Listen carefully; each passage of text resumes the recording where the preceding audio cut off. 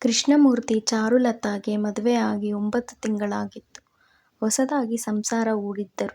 ಅತ್ಯಂತ ಸುಂದರವಾದ ಜೋಡಿ ಎಂದು ಅಕ್ಕಪಕ್ಕದ ಮನೆಯವರು ಹೇಳುತ್ತಿದ್ದರು.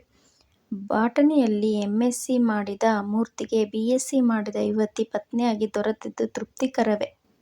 ಅವನಿಗೆ ಓದೋ ಅಭ್ಯಾಸ ಬಿಟ್ಟು ಬೇರೇನೂ ಹಾಬಿಗಳು ಇಲ್ಲವೆಂದೇ ಹೇಳಬೇಕು. ಆಗಾಗ ಟೆನ್ನಿಸ್ ಆಡಲು ಹೋಗುತ್ತಿದ್ದ.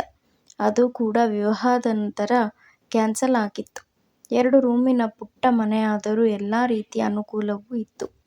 ಬೋರ್ ಇದ್ದಿದ್ದರಿಂದ ನೀರಿಗೆ ತಾಪತ್ರಯವಿರಲಿಲ್ಲ. ಒಂದಷ್ಟು ಗಿಡಗಳನ್ನು ಬೆಳೆಸಲು ಕಾಂಪೌಂಡ್ನಲ್ಲಿ ಅನುಕೂಲವಿತ್ತು. ಜೊತೆಗೆ ಬೇರೆ ಬೇರೆ ಜಾತಿಯ ಪಾಟುಗಳನ್ನು ತಂದು ಅಂಗಳಗಳನ್ನು ಅಲಂಕರಿಸುತ್ತಿದ್ದರು. ಗಂಡ ಹೆಂಡತಿ ಅವನೇನು ಸಂಬಳದಲ್ಲಿ ಒಂದು ಪಾಲನ್ನು ಊರಿಗೆ ಅಂದರೆ ತಾಯ್ತಂದಿರಿಗೆ ಕಳಿಸಬೇಕಿರಲಿಲ್ಲ. ಆರ್ಥಿಕವಾಗಿ ಸುಮಾರಾಗಿ ಅನುಕೂಲವಾಗಿದ್ದ ಕುಟುಂಬ. 2 ಮನೆಗಳು ಬಾಡಿಗೆಗೆ ಜೊತೆ ಸ್ವಂತ ಮನೆ ಇತ್ತು. ಒಂದಿಷ್ಟು ಹಣ ತಮ್ಮ ಸಂಬಳದಲ್ಲಿ ಉಳಿಸಿ ಫಿಕ್ಸೆಡ್ಗೆ ಹಾಕಿದರು.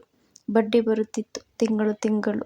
ಇದ್ದ ಮಗಳ ಮದುವೆಗಾಗಿ ಕೂಡ ಹಣ ತೆಗೆದಿರಿಸಿದ್ದರಿಂದ ಮಗನ ಮುಂದೆ ಕೈ ಒಡ್ಡುವ ಸ್ಥಿತಿಗೆ ಅವರಿಗೆ ಇರಲಿಲ್ಲ. ಮಗನಿಗೆ ವಿವಾಹ ಮಾಡುವಾಗ ಕೂಡ ನಯಾಪೈಸೆ ವರದಕ್ಷಿಣೆ ತೆಗೆದುಕೊಂಡಿರಲಿಲ್ಲ. ಕೆಲವು ವಿಷಯಗಳಲ್ಲಿ ಬಹಳ ಪ್ರಿನ್ಸಿಪಲ್ಡ್ ವ್ಯಕ್ತಿ ಯುಗಂಧರ್.